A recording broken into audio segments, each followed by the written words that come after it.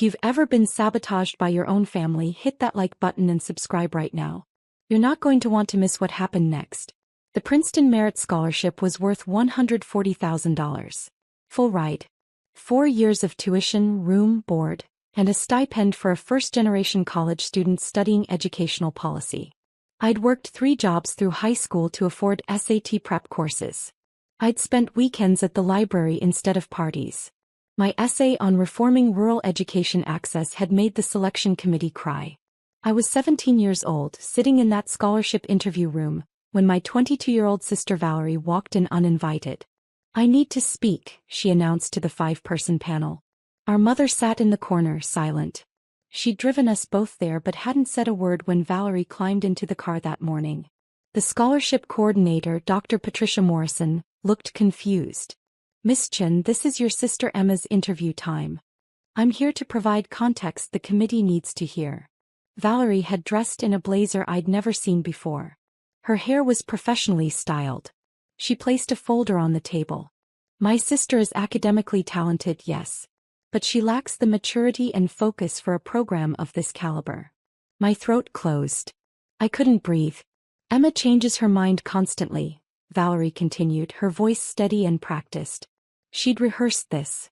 She wanted to be a doctor last year. A lawyer the year before. She doesn't have the follow-through Princeton requires. I, on the other hand, have already completed 2 years at State University with a 3.9 GPA in education. I'm focused. I'm proven." Dr. Morrison's face hardened. "Miss Chen, your sister applied for the Princeton scholarship. You did not. This is highly irregular. I'm applying now." Valerie slid papers across the table. I brought my transcripts, my recommendation letters, and my proposal for how I'd use this opportunity more effectively. "Emma will waste it on some vague educational policy degree. I'll become a teacher who actually helps students." My mother finally spoke. Valerie has always been more practical. The room spun. I looked at each committee member. Some looked uncomfortable. Others looked angry. But they were listening. They were actually considering it. "I deserve this more than you," Valerie said directly to me. "You'll waste it." I stood up. My legs shook but I kept my voice level. "I understand." I walked out of that room, down the hallway and out to the parking lot. I didn't cry. I didn't scream. I called my guidance counselor, Mr. Howard, who'd helped me with my application. "Emma, how did it go?" "My sister just tried to steal my scholarship interview." Silence. Then, "Stay there. Don't leave. I'm calling Dr. Morrison right now." What I didn't know was that Mr. Howard wasn't just my guidance counselor. He was a Princeton alumnus. He was on the scholarship advisory board. And he was recording every word Valerie had said through the door, because he'd arrived early and heard the commotion. The committee deliberated for 3 hours. Valerie was escorted out by security. My mother left with her, shooting me a look that said I'd humiliated the family. Dr. Morrison called me back in alone. "Miss Chen, we are appalled by what just occurred. Your scholarship is secured. But I need you to understand something." She leaned forward. "Your sister submitted fraudulent documents. The recommendation letters she provided were forged. We've contacted the faculty members whose signatures she used. None of them wrote those letters." My stomach dropped. "What happens to her?" "That's a legal matter now. We're referring this to the university's integrity board and potentially law enforcement. Document forgery for financial gain is a serious crime." I got the scholarship. Full $140,000. I also got something else that day. Absolute clarity about who my family really was. My mother didn't speak to me for 6 months. When she finally called, it was to tell me that Valerie had been expelled from State University for the forgery incident. The fallout had been extensive. Criminal charges were filed but eventually dropped to a misdemeanor with probation. But the academic consequences were permanent. She was blacklisted from every major university system in the state. "You need to fix this," Mom said. "You need to tell Princeton it was a misunderstanding." "No. Emma, she's your sister. She made a mistake. She tried to destroy my future for her convenience. That's not a mistake. That's a choice."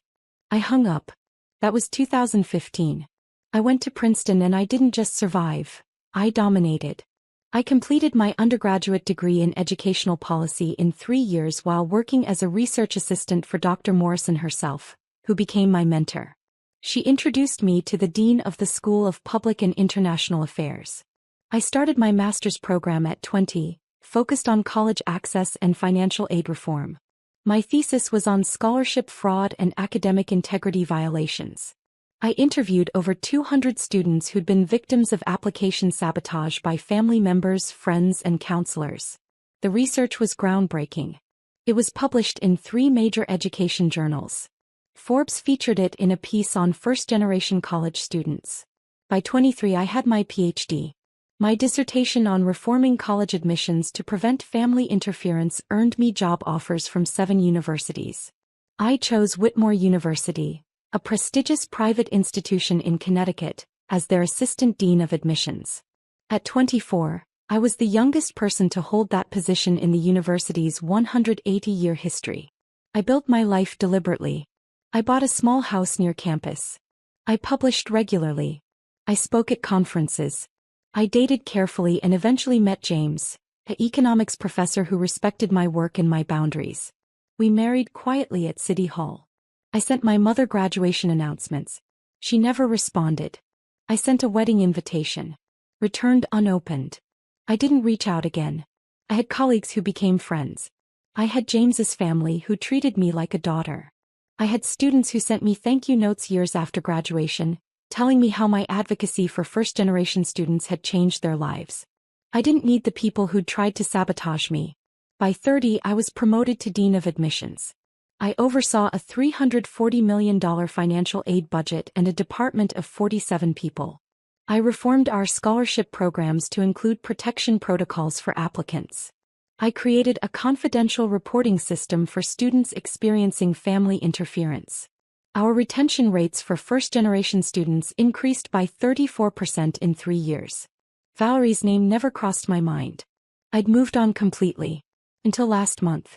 My assistant Jennifer buzzed my office. Dean Chen, there's a walk-in applicant for the adjunct teaching position in the education department. She doesn't have an appointment but says it's urgent. I was buried in budget reviews. Can she schedule through the portal like everyone else? She's insisting she knows you personally. Says her name is Valerie Chen. My pen stopped mid-signature. 8 years. 8 years of silence. Send her in. I closed my laptop. I straightened my desk. I pulled a specific file from my locked drawer, one I'd kept for nearly a decade just in case. Then I folded my hands and waited. The woman who walked into my office looked nothing like the confident, cruel person who'd sabotaged me in 2015. Valerie's blazer was worn at the elbows. Her shoes were scuffed. Her hair was pulled back in a messy ponytail. She carried a folder. Just one, not the professional portfolio she'd brought to destroy me. Her eyes widened when she saw the nameplate on my desk. Dean Emma Chen, Admissions. Emma. Her voice cracked. I didn't know you worked here. I mean, I knew a Dean Chen, but I didn't think. Sit down, Valerie. She sat. Her hands shook as she placed her folder on my desk. I'm applying for the adjunct position in the education department. Introduction to teaching methods. I have my resume, my references. Why Whitmore? She swallowed hard. I've been working as a substitute teacher for 6 years. I have my teaching certificate from an online program. But it's not enough. I can't get a full-time position anywhere without a graduate degree or college-level teaching experience. I'm 33 years old and I'm making $28,000 a year. And you thought applying here was a good idea. I didn't know you were the dean. The job posting just said to submit materials to the admissions office. I've applied to 47 colleges in 3 states. Whitmore was just another application. She leaned forward. Emma, I need this. I'm barely surviving. My loans from state are in default. I'm living in a studio apartment with 2 roommates. I can't afford health insurance. This position would change everything. I opened her folder. Her resume was sparse. Community college courses. Substitute teaching. A gap from 2015 to 2017 labeled, personal leave. What happened during this gap? Her face flushed. I was dealing with legal issues. From the Princeton situation. The forgery conviction. It was reduced to a misdemeanor. I completed probation. It shouldn't disqualify me from. It doesn't. I closed her folder. Your criminal record isn't why you won't get this job, Valerie. Hope flickered in her eyes. Then I have a chance? Drop a comment and let me know where you're watching from tonight. I opened my desk drawer. I pulled out a file I'd labeled Princeton Scholarship 2015 Personal Archive. Valerie's face went white. What is that? This, I said calmly, is documentation of what you did 8 years ago. I've kept every piece of evidence. Dr. Morrison's incident report. The security footage of you being escorted out. The forged recommendation letters with handwriting analysis. The scholarship board's official statement. The police report. The University Integrity Board's findings. I slid a document across the desk. This is a letter from State University confirming your expulsion for academic dishonesty. This is the misdemeanor conviction record. This is a sworn statement from Mr. Howard about what he witnessed. Her mouth opened but no sound came out. I also have this. I pulled out a slim folder. This is my published research on scholarship fraud and family sabotage. Pages 73 through 89 detail a case study. Subject is anonymous but every fact is accurate. Sister attempts to steal scholarship interview. Submits forged documents. Gets caught. Faces criminal charges. Victim goes on to earn PhD and becomes Dean of Admissions. Valerie's hands were shaking so badly her resume slid off the edge of my desk. You wrote about me? I wrote about a pattern of behavior I witnessed and experienced. Your story isn't unique, Valerie. 17% of first-generation scholarship recipients report family interference. What you did was predictable. Almost textbook. I was young. I was stupid. I was jealous. Her voice broke. Emma, I've spent 8 years paying for one mistake. It wasn't a mistake. My voice didn't rise. I didn't need to yell. Mistakes are accidental. You planned this. You rehearsed with Mom. You forged legal documents. You walked into that room intending to destroy my future to benefit yourself. I know. I know what I did. Tears streamed down her face. Don't you think I've suffered enough? I lost everything. My degree. My reputation. Any chance at a real career. I've been punished, Emma. I've been punished for 8 years. And I built a life. I stood up. I went to Princeton. I earned 3 degrees. I became the youngest dean in this university's history. I reformed financial aid systems to protect students from people exactly like you. I married a man who respects me. Have a career I love. Your sabotage didn't break me. It clarified who deserved a place in my life. My office door opened. Jennifer stood there with a security guard and another woman in a sharp suit. Dean Chen, this is Mariah Rodriguez from our HR compliance department, Jennifer said. You asked me to invite her when Ms. Chen arrived.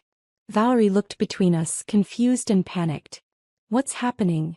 Mariah sat down, opening her own folder.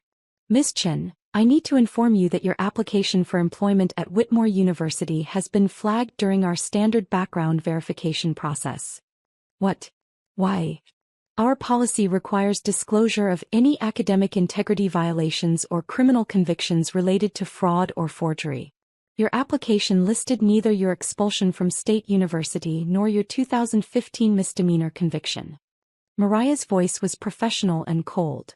This constitutes falsification of employment records, which is grounds for immediate disqualification and potential legal action. Valerie's face went from white to green. I didn't think I had to include, it was 8 years ago. The application explicitly asks, have you ever been expelled or suspended from any educational institution for academic dishonesty? You checked no. Mariah slid the application across the desk. That's perjury on a legal document. I'm also required to inform you, I added quietly, that I recused myself from reviewing your application the moment Jennifer mentioned your name. Mariah and our legal team have handled this entirely independently. I'm here as a witness only. That was a lie. I'd orchestrated this. I'd asked Jennifer to delay Valerie in the waiting room while I made calls. I'd requested Mariah run a full background check. I'd ensured everything was documented, legal, and absolutely bulletproof. But Valerie didn't know that. She just knew she was trapped. This is revenge, she whispered. You're punishing me. I'm protecting my university from someone who commits fraud. I sat back down. Mariah, what are the next steps? Ms. Chen's application is rejected. Her name will be flagged in our system to prevent future applications. We're also obligated to report this falsification to the State Education Board, as she currently holds a teaching certificate. They'll investigate whether her certificate was obtained through similar omissions. Valerie stood abruptly, knocking her chair backward. You can't do this. I need that teaching certificate. It's the only thing I have left. The security guard stepped forward. Valerie backed away. You did this to yourself, I said. 8 years ago you chose to cheat. Today you chose to lie on an official application. Neither of those decisions involved me. I'm just the person in a position to recognize the pattern. I'm your sister. You stopped being my sister the day you tried to steal my future. Mariah stood. Miss Chen, you need to leave the premises immediately. If you attempt to contact any Whitmore employee regarding this matter, we'll pursue harassment charges. Valerie looked at me one last time. Her face was streaked with mascara. Her whole body trembled. I've lost everything. Doesn't that matter to you at all?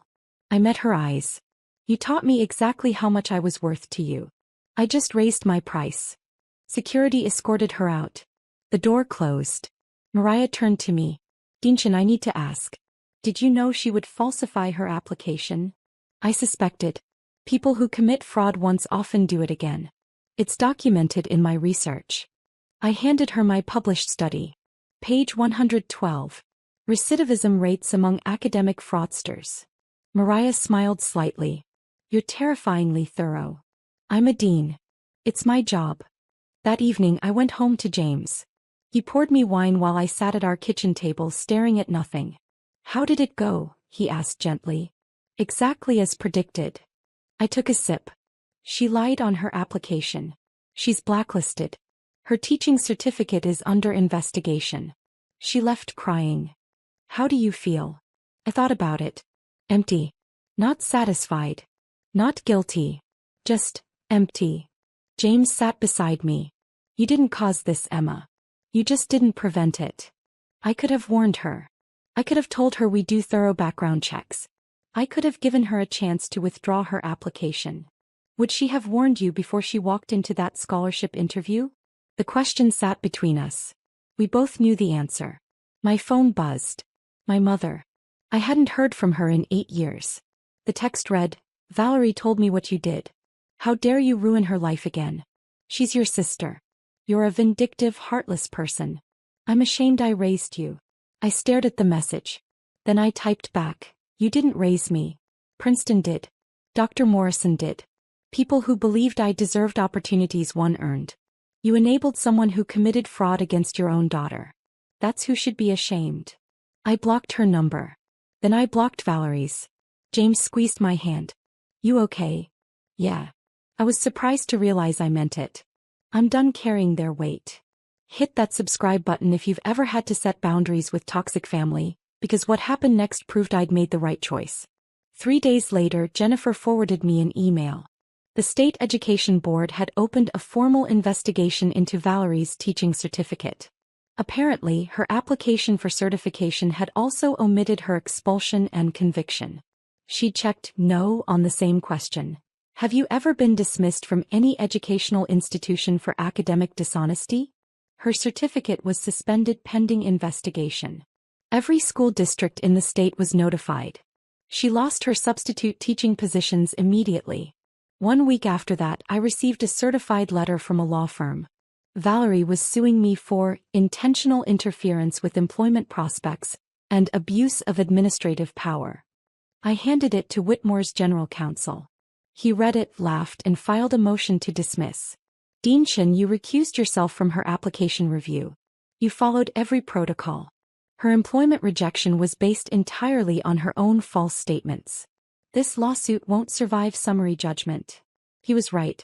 The suit was dismissed within 30 days. Valerie was ordered to pay Whitmore's legal fees.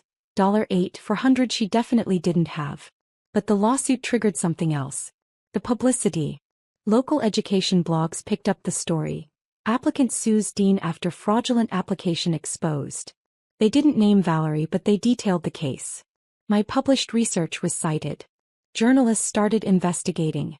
Within 2 months, 3 major news outlets had covered the story of scholarship fraud and family sabotage. My research was featured on NPR. I was invited to testify before a congressional subcommittee on education reform. The attention led to funding. A $2.3 million grant from the Department of Education to create a national reporting database for scholarship interference. Whitmore was chosen to host the program. I hired 5 new staff members. We built partnerships with 180 universities across 40 states. We created protection protocols, legal resources, and counseling services for students experiencing family sabotage. In the first year, we helped 847 students protect their scholarship applications from family interference. 12 cases resulted in criminal fraud charges against family members. 73 students received emergency housing assistance when their families retaliated. I named the program the Morrison Initiative, after Dr. Patricia Morrison, who'd protected me when I needed it most. 6 months ago, Dr. Morrison retired from Princeton. At her farewell dinner, she pulled me aside. "Emma, I need you to know something." She was 81 years old, her hands shaking slightly. "When your sister walked into that interview room, I knew we had a choice. We could quietly handle it and protect you from trauma. Or we could document everything and give you weapons you might need later.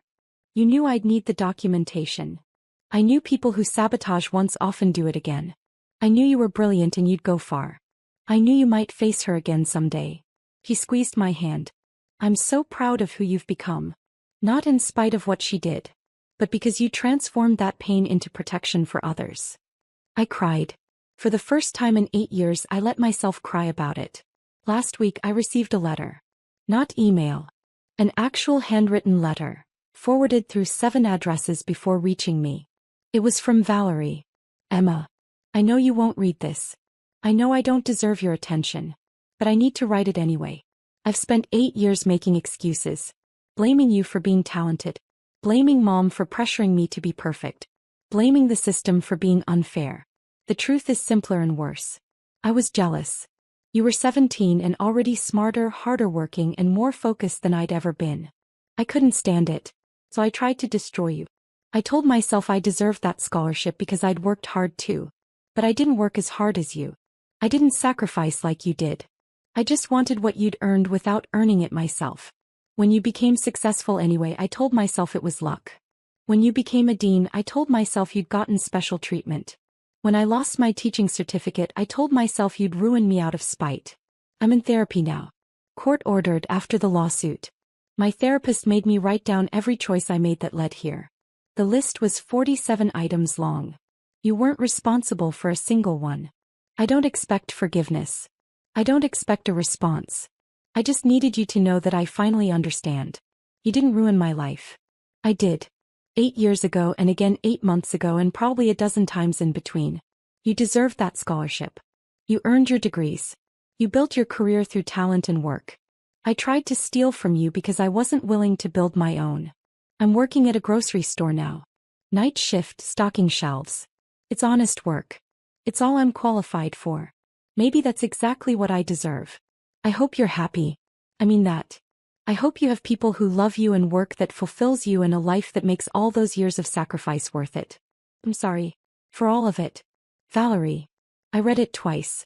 Then I filed it in the same drawer where I kept all the documentation from 2015. I didn't respond. Maybe someday I would. Maybe I wouldn't. But I didn't owe her closure, forgiveness, or redemption. I'd built something beautiful from the ashes of her cruelty. I'd turned my pain into a program that protected hundreds of students. I'd taken the worst thing anyone had ever done to me and used it to make sure it happened to fewer people. That was enough. This semester we had a record 4,200 scholarship applications. 83 students used our confidential reporting system to flag family interference. We prevented 17 documented sabotage attempts. Every single one of those students got their scholarships. Every single one of them is safe. I think about them sometimes. These kids who almost lost everything because someone who should have protected them tried to steal from them instead. I think about how different their lives would be if no one had believed them, helped them, documented their truth. I think about 17-year-old Emma, walking out of that interview room, believing she'd lost everything. She had no idea what she was walking toward instead. Last month, James and I hosted a dinner for the Morrison Initiative Student Advisory Board. 12 first-generation college students, all of whom had experienced family sabotage, all of whom had survived and thrived anyway. They presented me with a plaque. To Dean Chin, who turned her pain into our protection. Thank you for believing us. I put it on my office wall, right next to my diplomas from Princeton. Every time Valerie's name crosses my mind, I look at that plaque. I look at my degrees. I look at the stack of thank you letters from students whose lives I've helped save. And I remember, paper beats promises every single time. If you've ever had to walk away to save yourself, tell me your story in the comments. What would you have done in my position? Does any of this feel familiar? Because here's what I've learned.